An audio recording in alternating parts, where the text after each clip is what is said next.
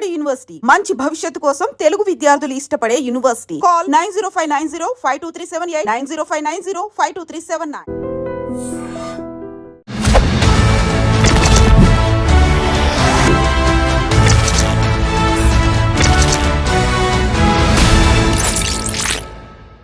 అందరికీ నమస్కారం. నేను Swaroopa Potlapalli. Welcome to I dream. Donald Trump America అధ్యక్షుడిగా రెండోసారి బాధ్యతలు చేపట్టిన తర్వాత తీసుకుంటున్న నిర్ణయాలు విదేశీయుల్లో గుబులు రేపుతున్నాయి. ప్రస్తుతం నాతో పాటు American studies expert Kannaganti Ramesh గారు ఉన్నారు. ఆయనతో మాట్లాడి వీసాలకు సంబంధించిన అనేక అప్డేట్స్ తెలుసుకుందాం. నమస్తే రమేష్ గారు. నమస్తే అండి. అనుకున్నట్టే అవుతోందండి. ఇంకా ట్రంప్ వచ్చాడంటే ఖచ్చితంగా వీసాల మీద అనేక రకాలైన డెసిషన్స్ తీసుకుంటారు అని అందరూ అనుకుంటూనే ఉన్నారు. ముఖ్యంగా H1B వీసాల మీద లాటరీ సిస్టమ్ ను బ్యాన్ చేయబోతున్నారు, ముఖ్యంగా రద్దు చేయబోతున్నారు అనే వార్తలు వస్తున్నాయి. మీ దగ్గర దీనికి సంబంధించి ఏమి ఇన్ఫర్మేషన్ ఉంది? H1B లాటరీ సిస్టమ్ని రద్దు చేయటం అనేది ఇప్పుడు జరగదు. Please be relaxed. కానీ there are 2 schools of thought. ఒక స్కూల్ ఆఫ్ థాట్ ఏమని చెప్తుందంటే, మెరిట్, అమెరికా అంటేనే merit based economy, meritorious talented highly skilled పీపుల్కి ఇవ్వాల్సిన H1B వర్క్ పర్మిట్ని మీరు అదేదో ఒక జోదం లాగా లాటరీ వేసి ఆ లాటరీలో ఎవరిది చిట్టు వస్తే వాళ్ళని తీసుకొని వాళ్ళకి పంపించడం ఏంటి? ఎగ్జాంపుల్ అండి, హార్వర్డ్ యూనివర్సిటీలో చదువుకున్నాను నేను. ఎగ్జాంపుల్, నిజంగా నేను స్టాన్ఫోర్డ్ యూనివర్సిటీలో చదువుకున్నాను. నేను ఆర్టిఫిషియల్ ఇంటెలిజెన్స్ ప్రోగ్రామ్ మీద మొన్న 2024లో స్టాన్ఫోర్డ్ యూనివర్సిటీలో చదువుకొని వచ్చా. నేనే అమెరికాకి H1B కోసం అప్లై చేస్తున్నా. కానీ నా టైం అవ్వక నా చిట్టు పికప్ అవ్వకుండా ఎవరో అమెరికాలో ఒక చిన్న యూనివర్సిటీలో అడ్మిషన్ వచ్చిన వాళ్ళ లాటరీ సిస్టంలో అక్కడ చదువుకొని వచ్చిన అబ్బాయిది వర్క్ చేయడానికి ఆయన చిట్టు పికప్ అయింది అనుకోండి. మరి నేను స్టాన్ఫోర్డ్లో చదువుకొని వచ్చాడు, అతను ఏదో చిన్న యూనివర్సిటీలో చదువుకొని వచ్చి ఇద్దరం వెళ్తుంది భుక్తి కోసమే. కానీ నా ఎడ్యుకేషనల్ క్వాలిఫికేషన్స్ అన్ని పక్కన పెట్టి ఆయనది పికప్ అయింది. అంటే నా మెరిట్ అసలు టెస్ట్ కాకుండానే, నా మెరిట్ జడ్జిమెంట్కి రాకుండానే, దాని పరిగణలోకి తీసుకోకుండానే ఏదో లాటరీ వేసి లాటరీలో చిట్టిస్తే ఎంత పెయిన్గా ఉంటుంది మేడం. ఇది ఒక స్కూల్ ఆఫ్ థాట్, ఒక section of society argument. It should be on merit basis, not on the lottery chit pickup basis. Second rung of people ఏం చెబుతున్నారంటే, వర్ణాలు, వర్గాలు, తరతమ భేదాలు, ఉన్నోళ్ళు లేనోళ్ళు, ఇవన్నీ మాకు సంబంధం లేదు. చిట్ ఎవరికి వస్తే వాళ్ళకి కూడా వదిలిపోయాయి, ఈజీ అవుద్ది. మేము అప్పుడు ఫెయిర్గా ఉన్నట్టు ఉంటుంది, జడ్జిమెంట్గా ఉన్నట్టు ఉంటుంది. అంటే we're not being judgemental, we're very fair and transparent. Whoever chits like chit gets picked up or lottery gets picked up, he or she will get the H1B permit. So ఇదే fair model అని కొంతమంది. So ఇటువేమో merit అని, ఇటువైపు ఏమో lottery based అని. చివరికి ఇప్పుడు 2025 హైదరాబాద్లో ఐ డ్రీమ్ స్టూడియోలో స్వరూప పొట్లపల్లి గారితో నేను కూర్చొని రమేష్ కన్నగంటి మాట్లాడుతున్న ఈ తరుణంలో ఇప్పుడున్న రూల్ ఏంటి అంటే, చిట్టు ద్వారానే, లాటరీ ద్వారానే పికప్ అయ్యేదే H1Bకి వెళ్తుంది. కానీ ఇంకా అది రద్దు కాలేదు ఆ system. This is the fact. కానీ మనలాంటి వాళ్ళ మాట్లాడుకున్నప్పుడు ఖచ్చితంగా ఒక టాలెంట్ అనేది లక్ డిసైడ్ చేయకూడదు. అవును కదా. మరి ఇప్పుడు ఈ లాటరీ సిస్టమ్ తీసేస్తే మంచిదంటారా, తీయకపోతే మంచిదంటారా? ప్లస్లు ఏంటి, మైనస్లు ఏంటి? చాలా మంచి ప్రశ్న, చాలా తెలివైన ప్రశ్న అడిగారు మీరు. అంటే పబ్లిక్ పల్స్ కూడా ఇలాంటి ప్రశ్న కోసం ఎదురు చూస్తూ ఉండుంటుంది. ఒక మెరిటోరియస్ స్టూడెంట్గా కింద నుంచి చదువుకొని, అంటే స్కాలర్షిప్స్ మీద, మెరిట్ మీద చదువుకొని పైకి వచ్చిన వాడిగా, ఆబ్వియస్లీ నా personal opinion, I will vote for the merit based system. కానీ life is not fair. Life is not bed of roses. Life cannot be in black and white. There are areas of grey, right? There are colors of grey. కాబట్టి ప్రస్తుతానికి ఒక కొత్త model evolve అయ్యే వరకు we have to follow this model only. This model indicates lottery system of H1B, so that I'm not being partial, I'm not being judgmental, I'm not being selective, I'm not being biased అనేది crystal క్లియర్గా ఉంది. కానీ this is not fair. ఎందుకు? మీరు అన్నట్టుగా talent ఒకటి, luck ఒకటి. నా లక్ బాగుండి నాకు వచ్చింది, నా టాలెంటెడ్ రాలా. మరి రేపు నన్ను తీసుకునే ఎంప్లాయర్ ఉన్నాడు అనుకోండి, అక్కడ అమెరికాలో పెద్ద కంపెనీ ఇన్ఫోసిసే ఉందనుకోండి మేడం, లేకపోతే బిల్ గేట్స్ మన మైక్రోసాఫ్టే ఉందనుకోండి మేడం. నేను లాటరీ ద్వారా పికప్ అయ్యి వచ్చాను, నేను మెరిట్ బేస్డ్ మీద రాలా. అంటే నేను చదువుకుంది స్టాన్ఫోర్డ్ యూనివర్సిటీ, లెక్క ప్రకారం నాకు రావాలి, కానీ నాకు రాలేదు. కానీ ఎవరో ఒక చిన్న యూనివర్సిటీలో చదువుకో, అంటే ఇక్కడ మీరు ఇంకొకటి ఆర్గ్యూ చేయొచ్చు వేరే వాళ్ళు ఏమని అంటే పెద్ద పెద్ద బ్రాండెడ్ యూనివర్సిటీలు చదువుకున్న వాళ్ళకి మాత్రమే తెలివితేటలు ఉంటాయా, చిన్న చిన్న పల్లెటూరు నుంచి లేకపోతే సెకండ్ రంగ్ కాలేజెస్ యూనివర్సిటీస్ నుంచి వచ్చిన వాళ్ళకి తెలివితేటలు ఉండవా అనే ప్రశ్న గ్యారంటీగా లేవనెత్తారు. So nothing is perfect. Every set of judgmental or measuremental basis has its own little bit of fallacies and mistakes, little bit of weaknesses, little bit of shortcomings. ఓవరాల్గా బై అండ్ లార్జ్ ఎవరికి ఎక్కువ న్యాయం జరిగిద్దో ఆ సిస్టమ్ని మనము adopt చేసుకోవాలి. It will take little more time to come to that మెరిట్కి లక్కి ఆర్ మెరిట్కి లేదా వర్గ భేదాలకి అతీతంగా వచ్చే విధంగా ఒక న్యూ H1B సెలక్షన్ ప్రాసెస్ని డిజైన్ చేసి డెలివర్ చేసే ఆ 3D రావాల్సిన అవసరం ఉంది. దాంట్లో భాగంగా మేధావులంతా కూర్చొని పాలసీ మేకర్సు, ఎడ్యుకేషనిస్టులు, ఇండస్ట్రియలిస్టులు అందరూ కూర్చొని ఒక న్యూ సిస్టమ్ని బయటకు తీసుకురావాల్సిన అవసరం ఉంది. How do you accommodate A competent, A transparent, A meritorious, A talented guy or girl to work in the United States of America based on the merit base, not on the luck base. ఆ సిస్టానికి రావడానికి we are evolving. ఎందుకంటే Rome is not built over night కదా, తప్పులు జరుగుతూ ఉంటాయి, నేర్చుకుంటూ ఉంటాం, వాటిల్లో నుంచి ఇవాల్వ్ అయి వస్తూ ఉంటాం. ఐఎమ్ షూర్ స్వరూప గారు in the days to come in very near future I think United states customs and immigration agency will go in to that direction under the department of homeland security. H1B వీసాలో కొత్తగా ఏమైనా మార్పులు తీసుకొచ్చే chances ఉన్నాయంటారా? Yeah, I think that's a smart question again. You know why? Given the Immigration and Customs Enforcement Agency, given the United States Customs and Immigration Office, given the new geopolitical, geostrategic realities of Russia, Ukraine on the one hand, Israel, Palestine on the other hand, North Korea, South Korea, China, Taiwan, ఇవన్నీ global flash points, గొడవలు జరుగుతున్నాయి, యుద్ధాలు జరుగుతున్నాయి. వీటన్నిటికీ తోడుగా పోస్ట్-COVID-19 world ఆర్డర్లో Covid తర్వాత వచ్చిన ప్రపంచంలో రాజకీయ, ఆర్థిక, సామాజిక, సాంఘిక పరమైన మార్పులు ప్రస్ఫుటంగా కనపడుతున్నాయి. ఆర్థికంగా అమెరికా కుదేలవుతున్న దశ ఇది. For your kind information, America ఆర్థిక బలాలన్నీ వీగిపోతున్నాయి. The economic tremors, the political tremors, the technological tremors are really shifting the pendulum in the other direction. Asia ప్రాంతంలో ఉన్న చైనా వైపుకి ప్రపంచ ఆర్థిక, రాజకీయ, వర్తక, వాణిజ్య, వ్యాపార సంబంధాలు చైనా వైపుకి ఇన్ ఫేవర్గా పవనాలు ఇటు మూవ్ అవుతున్నాయి.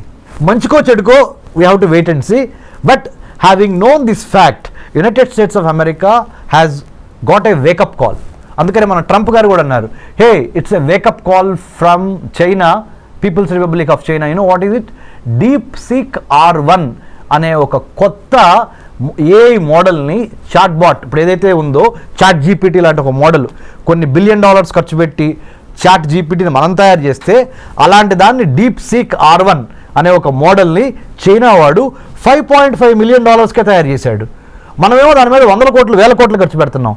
మనకేమన్నా పిచ్చి పట్టిందా, లేకపోతే మనకేమన్నా తెలివితేటలు లేవా అని మనల్ని మనం ప్రశ్నించుకోవాల్సిన అవసరము, అఘాయిత్యము, సందర్భము ఏర్పడినవి అని సాక్షాత్తు 47th president of the United States of America Donald Trump has given a public statement.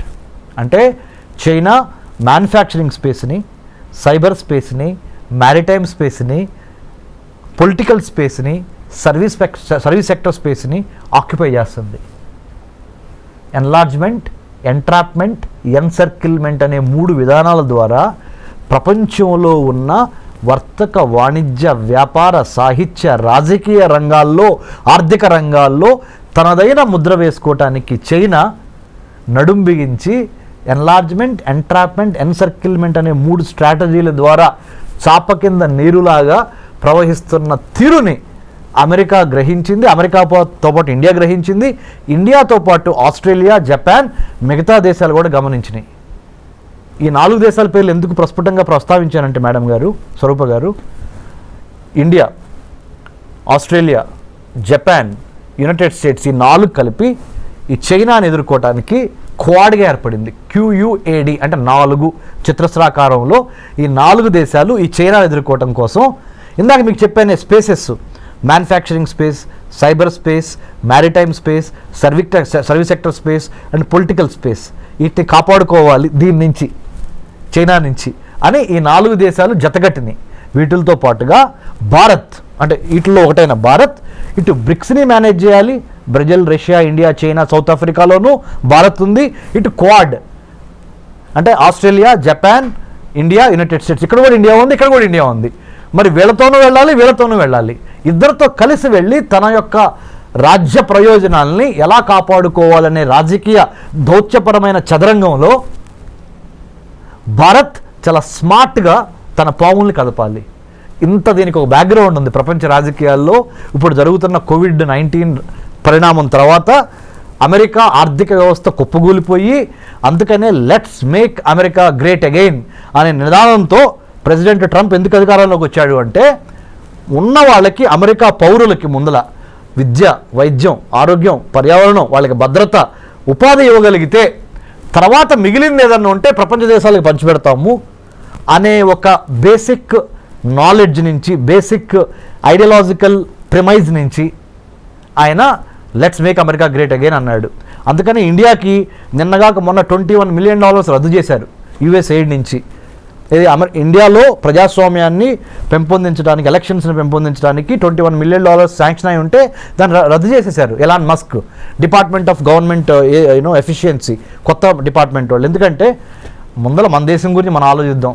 అది అమెరికా, అది భారత్ కానీ, నేపాల్ కానీ, బంగ్లాదేశ్ కానీ, ఏ దేశమైనా మనకెందుకయ్యా, America first, let's make America great again అనే నిదానంతో ట్రంప్ ఉన్నాడు.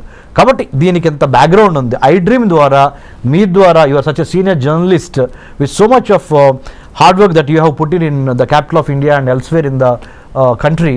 So my humble appeal to I dream viewers is, అర్థం చేసుకోండి, అమెరికా యొక్క ఆర్థిక వ్యవస్థ పరిస్థితి బాగోలేదు.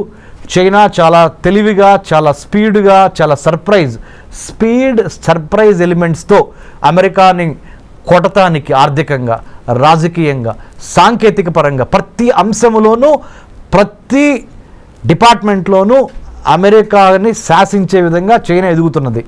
కాబట్టి భారత్ ఏం చేయాలి అంటే, ప్రపంచ రాజకీయాల్ని ఒక తెలుగువాడిగా మనం గమనించి చాలా స్మార్ట్గా మన ఆర్థిక, రాజకీయ, వర్తక, వ్యాపార, వాణిజ్య ప్రయోజనాలని కాపాడుకుంటా ఇటు అమెరికాతోనూ ఉండాలి, ఇటు చైనాతోనూ ఉండాలి, ఇటు రష్యాతోనూ ఉండాలి, ఇటు యూరోపియన్ యూనియన్తోనూ ఉండాలి అనే ఒక smart, the combination of muscle power and then mind power, ఈ రెండు కలిపి స్మార్ట్ పవర్గా ఎదిగి మనల్ని మనం కాపాడుకోవటం చాలా ఇంపార్టెంట్. ఇలాంటి పరిస్థితుల్లో మరి ముఖ్యంగా కొత్త అధ్యక్షుడు వచ్చినప్పుడు కొత్త ఆశయాలతో వస్తూ ఉంటాడు.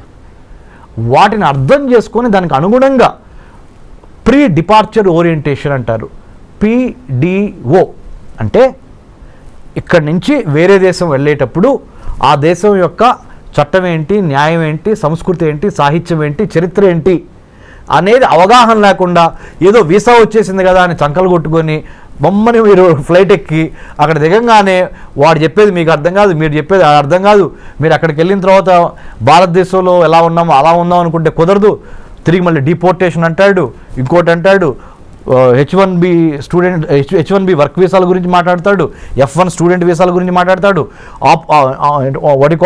ఆప్షనల్ ప్రాక్టికల్ ట్రైనింగ్ 20 గంటల మించి చేయకూడదు అంటాడు.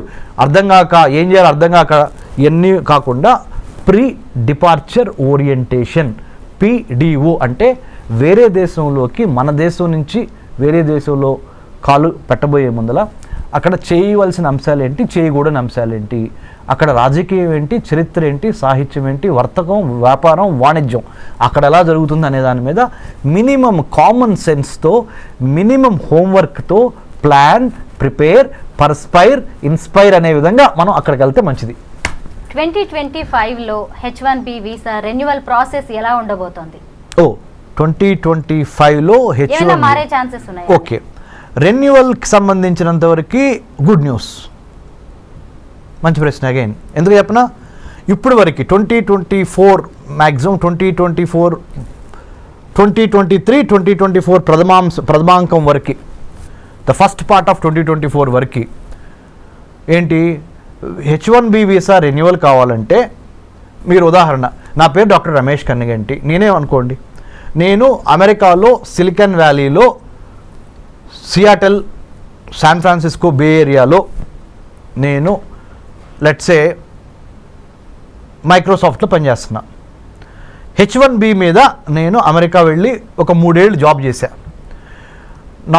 మళ్ళీ నేను రెన్యువల్ చేయించుకోవాలి.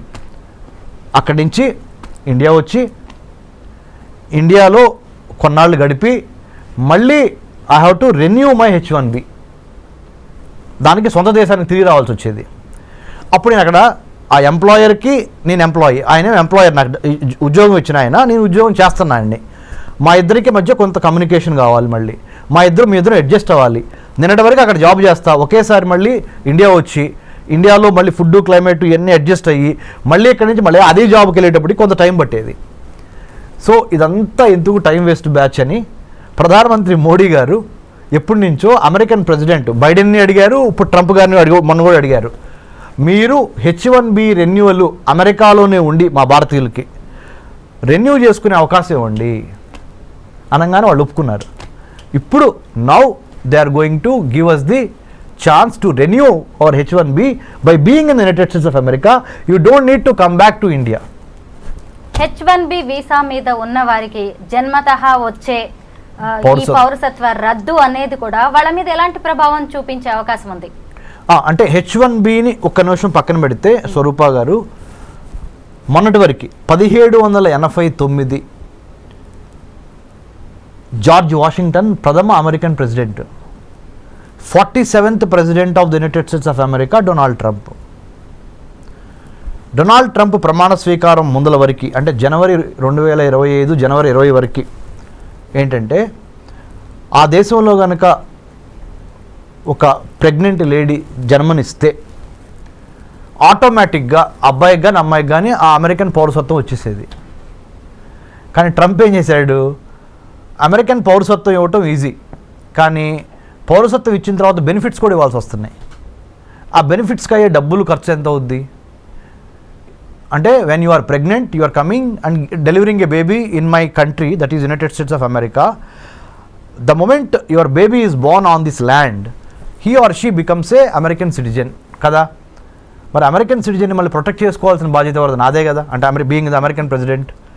సో దానికి అయ్యే ఖర్చు ఎంత, దానికి అయ్యే నా బరువు ఎంత, బాధ్యత ఎంత అని వాళ్ళు బేరీజ్ చేసుకొని, ఎందుకంటే ఆయన బిజినెస్ మ్యాన్ కదా, బేరీజ్ వేసుకొని నా వల్ల కాదు బాబు, ఇక నుంచి ఏం చేద్దామంటే అమెరికాలో వచ్చి అమెరికన్లో డెలివరీ అయిన ఏ బేబీకైనా 2-3 కండిషన్స్ పెడుతున్నా. తండ్రి కానీ తల్లి కానీ పౌరసత్వం అయినా అయి ఉండాలి, లేదా గ్రీన్ కార్డ్ అయినా అయి ఉండాలి, లేకపోతే మీకు మీ అబ్బాయికి కానీ అమ్మాయికి కానీ నేను ఇక్కడ పౌరసత్వం ఇవ్వలేను. మీరు ఏదో విజిటర్ వీసా మీద వచ్చి, స్టూడెంట్ వీసా మీద వచ్చి, J1 వీసా మీద వచ్చి, L1 మీద వచ్చి, M1 వీసా మీద వచ్చి ఇక్కడ మీరు మీ అబ్బాయి అమ్మాయి ఇక్కడ పుడితే మొన్నటి వరకు అయితే చెల్లింది, పౌరసత్వం వచ్చేది, ఇప్పుడు నా వల్ల కాదు. Because America doesn't have that kind of money or that kind of wherewithal to protect your child, because I have to give you all the American సిటిజన్షిప్కి ఉన్న బెనిఫిట్స్ అన్నీ ఇవ్వాల్సి వస్తుంది. I'm not in a position for the time being. రేపొద్దున వేరే president వచ్చిన తర్వాత, president ట్రంప్కి ఇది సెకండ్ టర్మ్, ఫైనల్ టర్మ్, రేపొద్దున వేరే ప్రెసిడెంట్ వచ్చిన తర్వాత ఆయన మారిస్తే నాకు సంబంధం లేదు. నేను దిగిపోయే వరకు, అంటే 2025 నుంచి అనదర్ 4 years 2029 వరకు నేను మట్టికి మీకు అమెరికా పౌరసత్వం ఇవ్వలేను. బర్త్ రైట్ సిటిజన్షిప్ అనేది మీ బర్త్ రైట్ అని మొన్నటి వరకు అన్నారు కదా, అది ఇప్పుడు కాదు. మీకు బర్త్ రైట్ కావాలి, సిటిజన్షిప్ కావాలి అంటే అమెరికాలో కొన్ని కండిషన్స్ ఉన్నాయి. కండిషన్ నెంబర్ 1, భార్యాభర్తల్లో ఒకళ్ళకి పౌరులై ఉండాలి, అమెరికా పౌరులు. 2వ కండిషన్, కనీసం గ్రీన్ కార్డ్ అయి ఉండాలి. ఈ 2 కండిషన్స్ పెట్టారండి. Thank you so much Ramesh గారు. థ్యాంక్ యూ స్వరూప గారు, థ్యాంక్ యూ వెరీ మచ్.